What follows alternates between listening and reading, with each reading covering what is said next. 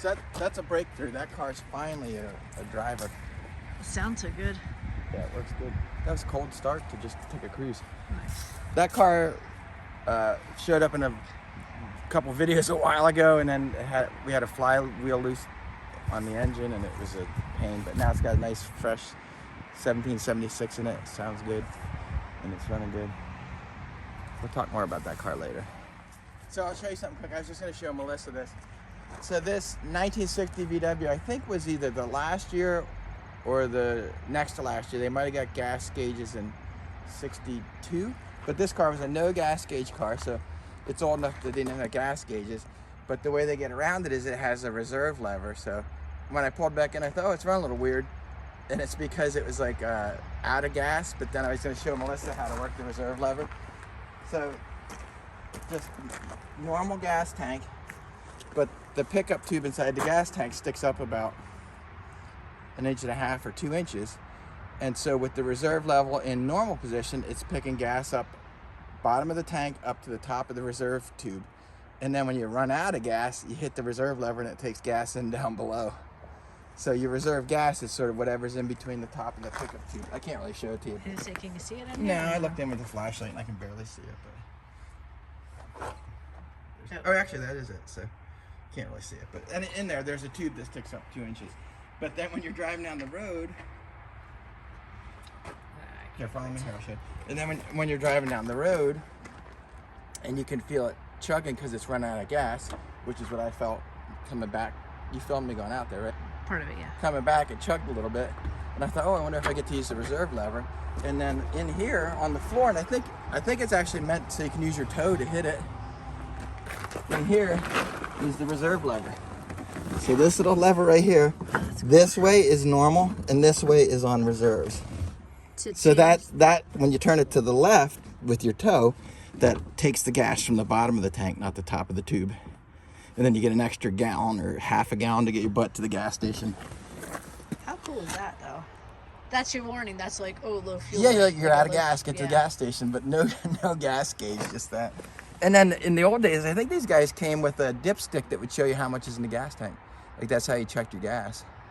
Oh. Like before a trip, you just put the dipstick in. If there's 2 gallons in there, you know it gets 25 miles a gallon, you go 50 miles. Gosh, that's crazy. Yeah, it's like I never had one of these that was set up with the reserve working, so it's like a fun little feature of this car. This car is cool. This car was untouched. It was a New York State car, and on the East Coast, for people that aren't here, they rust out really fast, or they did back in the day. So I'm pretty sure this car was on the road from 1960 until like 1978. I can't remember how I knew that, but I found a document with it. So it's only got 60,000 miles on it, but the bottom 6 inches was gone.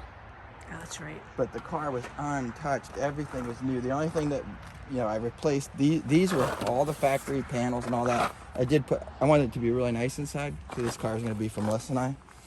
So it's got brand new Wolfsburg West seats and stuff. But this is what this car was like. It's super nice. With the top open, it's like all the light coming in and all the white knobs and all that stuff. It's cool. Headliner was a giant pain to do. But this car was untouched. I don't think anybody ever had a screw out of it, took anything apart, nobody ever did any welding. It had one lousy repaint done probably in the 70s. But it's the original color. It's just probably a Earl Scheib or Mako paint job. Want to see the engine quick while we're doing this?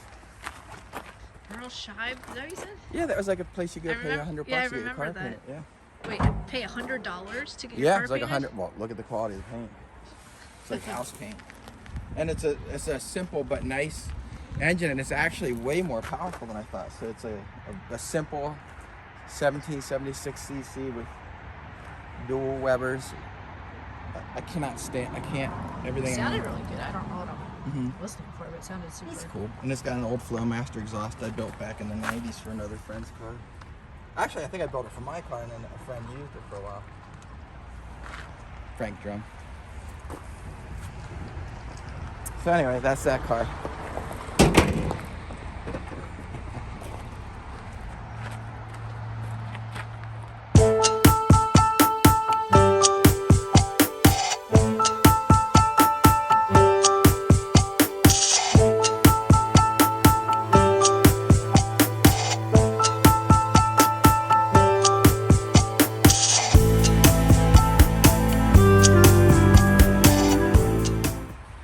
Okay, so welcome back. I'm actually back in the garage working, which I know maybe people don't know, which I know you don't know, but I thought I retired, but then ended up starting a consulting business. So anyway, I'm back to being a garage at night guy. I had fantasies of working over here during the day, but at least for one more year, I'm still a mental health contractor for schools, so that's okay. We'll get through it. But anyway, today's job is back to the GTV, and we are installing a brand new wiring harness from EMPI, and so far what I have done is just the main harness pulled through the car, and it's sort of loosely sitting where it goes. And then my first project of the day, and I'll kind of do some stuff and then we'll bring back to see it, is to clean up the factory fuse panel to make sure that when we're driving from Bloomsburg, PA to Las Vegas, we don't have any electrical issues. So my motivation is clear. The car's got to work really good for both Bill and me, and when I'm driving across country. Is that the plan? That is the plan. Can I come with you? You already assumed coming with me.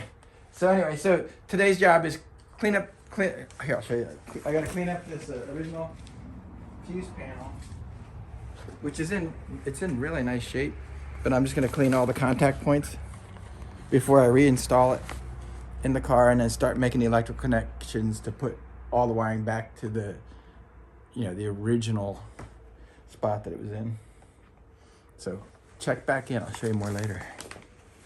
And again, thanks for watching. I gotta remember to do my ad. Thanks for watching. Like, share, and subscribe, or whatever it is that everybody says. And we're getting really close to having 500 subscribers. So if somebody sees this and you don't mind, just subscribe for us so we can get over that 500 subscriber hurdle. It's actually super fun whether or not people subscribe, but I'd appreciate it. So thanks. I'll show you what I get done in a little bit. So what I'm doing here is just all these spade terminals have to connect to the brand new wiring harness, and there's not much sense in putting brand new wires on dirty old connections. So I'm just prepping them so they're clean when it's time to plug stuff in, and I'll probably use a little bit of dielectric grease on there just to protect it from corrosion in the future. I'd suggest that. Or any future mice, which you better not ever have mice in it again, ever. So, first project here. And this is just a stainless steel brush. And those are brass. Gonna clean up nice. Man, original Volkswagen stuff is so nice, like German produced stuff. Like the condition of this for being 50 years old, 50 plus years old, is really nice. Yep. So they're all fuses? Is that what they are? Yeah, just an old style fuse. And I'll take all these out, lay them in the order they go in, and clean that up too. I don't know if a lot of German cars are there had this style fuse, but this was always a Volkswagen style fuse. This little metal element, the thickness of it determines how much, I don't know if it's voltage or amperage, it takes to melt it. And that's how the fuse works. So see, this one's much thicker, so it can take a lot more heat before it melts away. So that's probably for a headlight circuit or something like that. And then these really thin little ones melt very easily. Like, look how tiny that one is. What do you mean melt? So how a fuse works is that when there's a short on the other side, it gets hot and it burns away, so that it doesn't make the car burn down. It stops. So if the power comes into this side from the battery or the alternator and goes out to a turn signal, if that turn signal bulb gets shorted or the wire that goes to it gets shorted, it'll burn off here instead of burning the wires in the car and stop sending power to it. And then that's what fuses prevent fires. Yeah.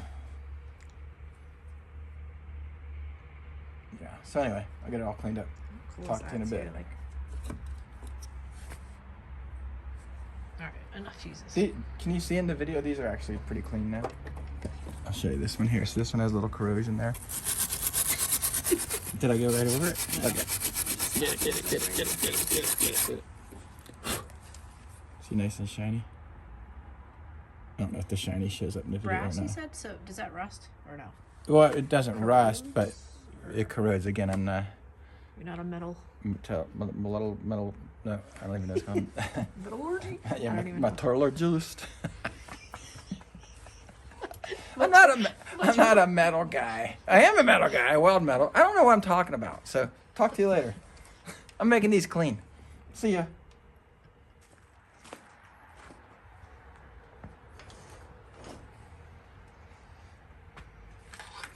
Don't judge me for my workbench. Actually, this workbench is crazy. It was in this building, and it's I forget, your dad told me it's a 1890s mahogany imperial whatever Only the dresser best for you. that I cut the legs off of and made a workbench out of it. So it's mahogany. And I drill holes in it. My dad was like, no. Yeah, but I offered it to me. That's Didn't want it. awesome. So anyway, I finished cleaning this up with this stainless steel brush on all the metal contacts, pulled these off, cleaned under them for people that are wondering. I did clean them. And I left these on to orient myself with the new wiring harness. These will be changed to the new harness, but just to give me like a little visual clue when I start back in looking at my photos, what I took apart.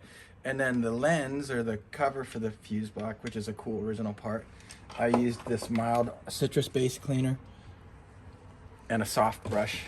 Are you sponsored by that citrus base cleaner?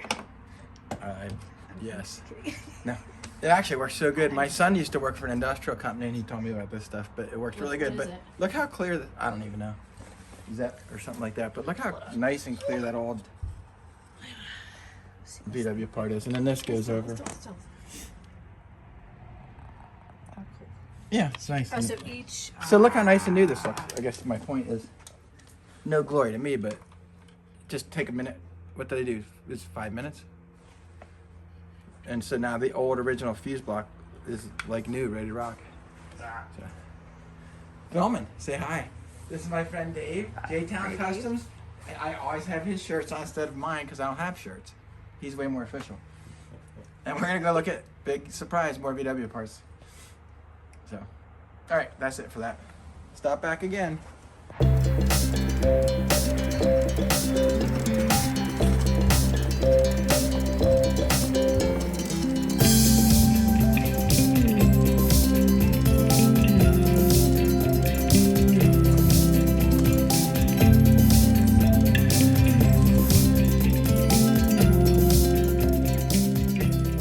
So today has gotten dark out and turned cold, which is kind of a bummer. So I guess I gotta get the heat going and stuff soon. But anyway, I'll show you where I'm at today. So Melissa and I pulled the main harness through the car. So I don't know if I showed you all, but we're using an EMPI replacement wiring harness, and it's been pretty nice so far.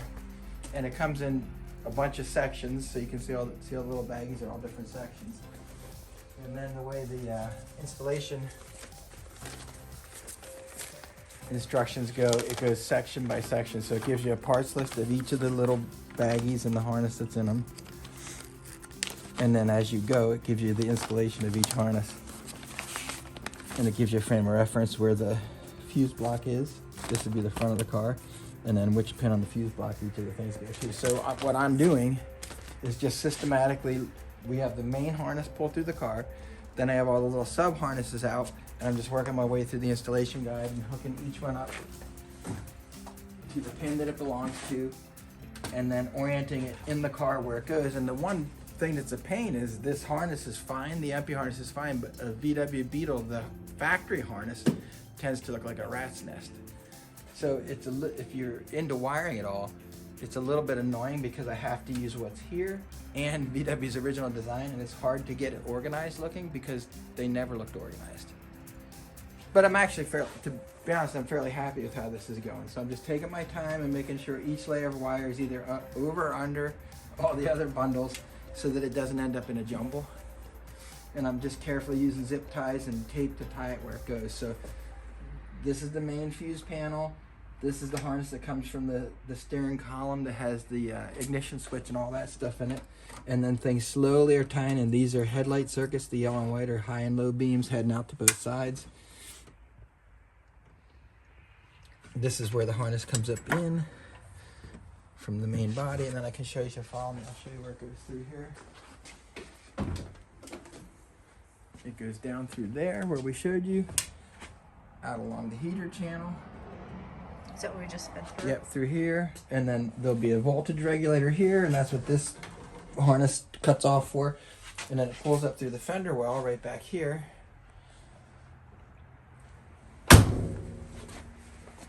And then this is what feed, this is the tail light and engine harness feed. And all I did was when I took the original harness out, I tied a piece of rope to it, and then Melissa pulled on it while I pushed it through. So it's actually a relief to have it all in the car. So I'm excited to get the wiring in the car. And then once the wiring's in the car, I get the transaxle and engine back in. And then you can start to see what the stance of the car will look like, because it's got the right amount of weight in it. It's probably pretty dark, but it's just the harness pulling through a hole there. So we're good. It's just a slow, tedious process, but I've been enjoying it until it got cold. Now I'm not enjoying it anymore. I'm getting like chilly. Now I'm scrambling to clean up. So probably one more day making connections, and then the harness will be roughed into the car, and then once the engine and the battery and all that stuff, and then you start to test each circuit, make sure everything works. Kind of troubleshoot it. I don't know if you can get on video the Circuit, is that different than the fuses? No, it includes the fuses. But we now have a set of 135 Michelin tires on the original. Let me see your face. What's that? Is it dirty? No, your smile. Oh yeah, it's just neat to see the. I actually got to put the fenders on and see the height of the car and figure out how much more we want to lower it. But again, I can't really do much more till the engine's in, because the back's up 4 inches because there's no weight in there. See how high it sits? Looks like Joe Dirt's car. But I really do think the ride height's going to work out pretty good in the front. It doesn't even have drop spindles on it yet. But with the narrow sprint stars on it, you can tell the front end's 2 inches narrowed. But there's plenty of fender well clearance. It actually looks kind of cool. Those vintage Michelins are so skinny.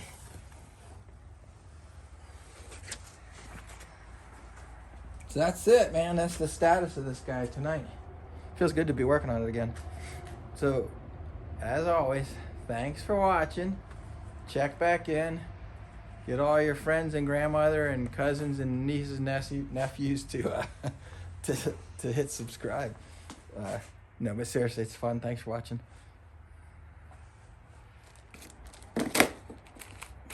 See, this is where it gets. Wait, are you filming again? So remember I was saying about VW harness being a factory rat's nest? This is as it was installed in 1970. Looks like my hair. And look, I put my wiring in. If it looked like that, somebody would come after me and shoot me. But Hans and Franz, or whoever was putting it together at the factory, they went with the jumble.